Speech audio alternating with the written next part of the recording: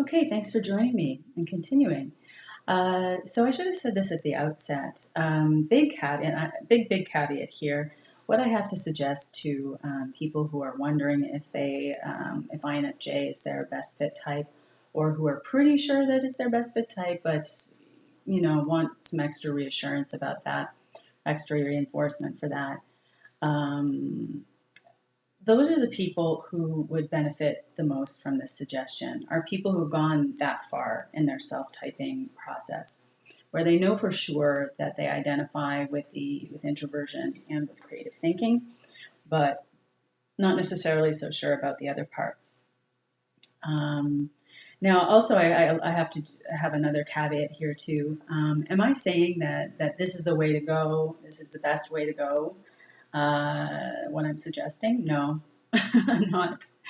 I think I'm advocating for people doing whatever the hell they want to do with this. It's a very personal matter. And I'm just saying, though, that I hope that this could alleviate some frustration and confusion amongst people of the IN types who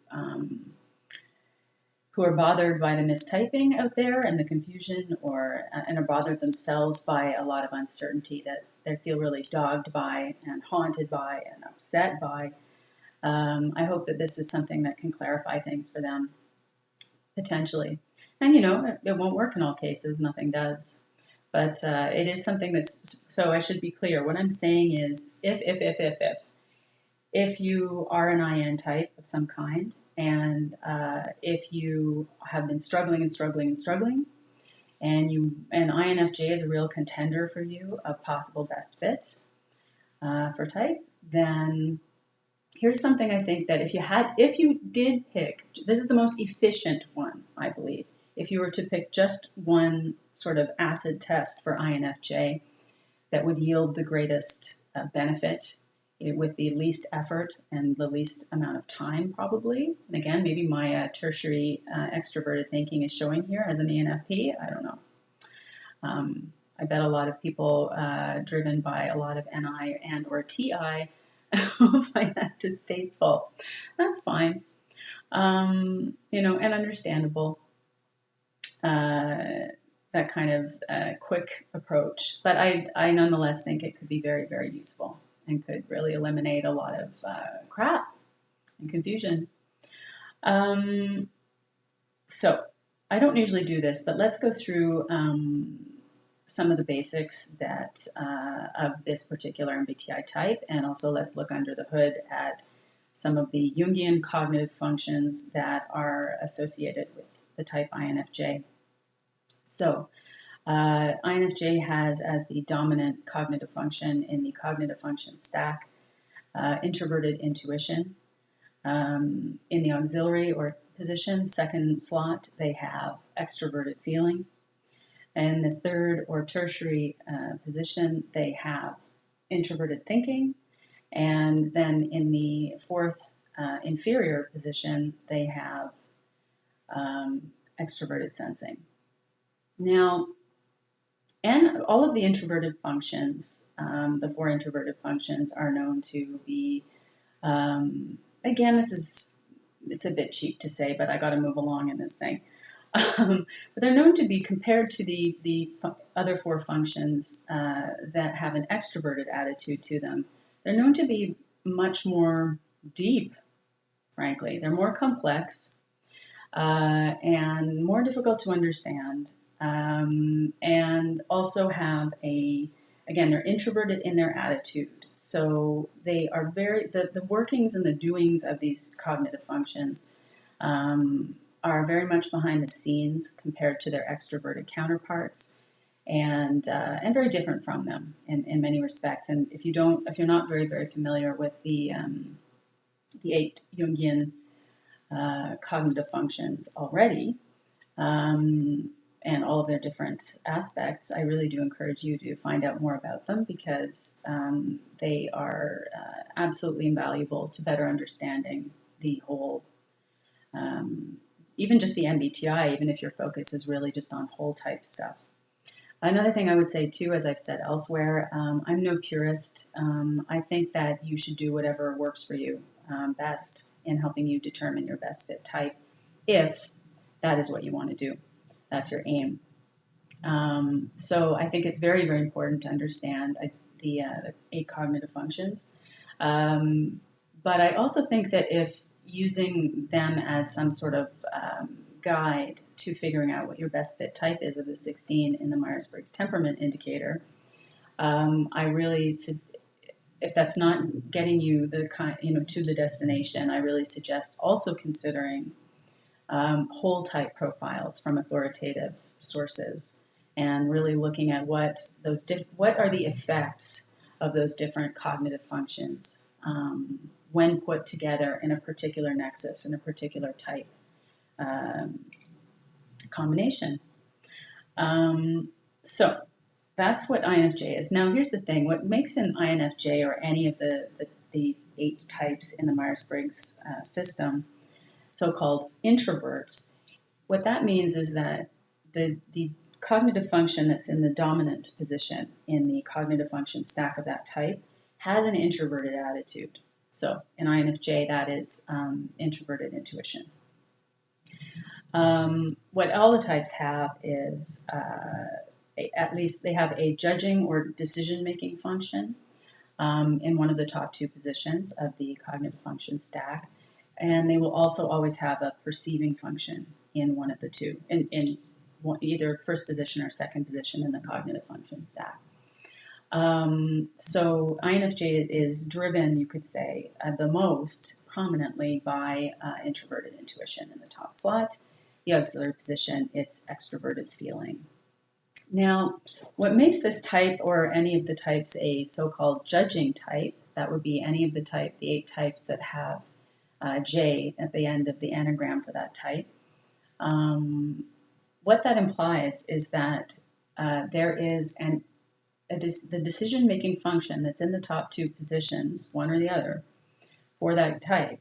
The judging function that must be up there has an extroverted attitude. And one of the implications for that then is that that judging function is exerting its influence in a very palpable, observable way in the outside world. That means that there will be objective data about that, about the exercise of that function. Now, of course, there will be for all of them, because the reality is they're all, even within the abstraction of this, the theory of this, all of the functions are always working together in a very complex interplay.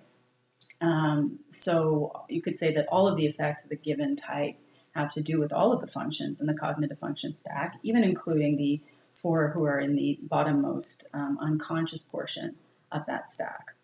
So, however, it will be predictably the case that one's dominant function is going to be exerting a great deal of influence on a great many things that person does and thinks. And of course, what we think is usually feeds very much into what we do. But here's the thing. For INFJ, the introverted intuition is notoriously difficult to understand and explain and get a grip on. Its nature and what it does. It's quite tricky for a lot of people to, especially at first, to kind of know whether that is a cognitive function that's operating importantly in their personality type. And here's the other thing. TI, also another introverted function. Introverted thinking is also a very, very deep, complex function that's somewhat idiosyncratic and operates at some remove from the outside world, is kind of impervious to outside influence. And I talked about a lot of this sort of generalities that can be said of the introverted, the cognitive functions with an introverted attitude. So here's the thing. What can be so difficult for people who have the introverted, who have NI or TI operating importantly in their cognitive function stacks, is that there is a tendency, if you have one or the other, or both, high up there in the cognitive function stack of your personality type, then there's going to be most people of those types who are out there commenting will report, making videos too, will report that quite often they can get very, very, very lost in a, not in a negative sense, but they can get very, very, very absorbed in a lot of very complex thinking and ruminating about whatever has caught their interest, and that they're applying their cognitive skills to. And so I think it's no surprise that there are three types that have TI or NI operating within the top two slots of their cognitive function stacks. That would be INTJ, who is driven by NI in the top position. That would be INTP, which has TI, introverted thinking, running their show. And then there would be INFJ, that has NI running their show. And INFJs are also known for, although they have introverted thinking in the third slot, which is a kind of a placement that would indicate that use of that function is comparatively primitive. Still, it's reported widely by plenty of people whose forte is logic, and also by many INFJs too, that TI and INFJ people very often is more developed than you might expect, more exercised, more prominent, more effective than you might expect for a cognitive function that's in the tertiary position in a personality type. So I think that can, that it's easy to understand why those three types might mistype quite often when they're doing self-assessments. As for INFP doesn't have either of those in the conscious part of their cognitive function stack.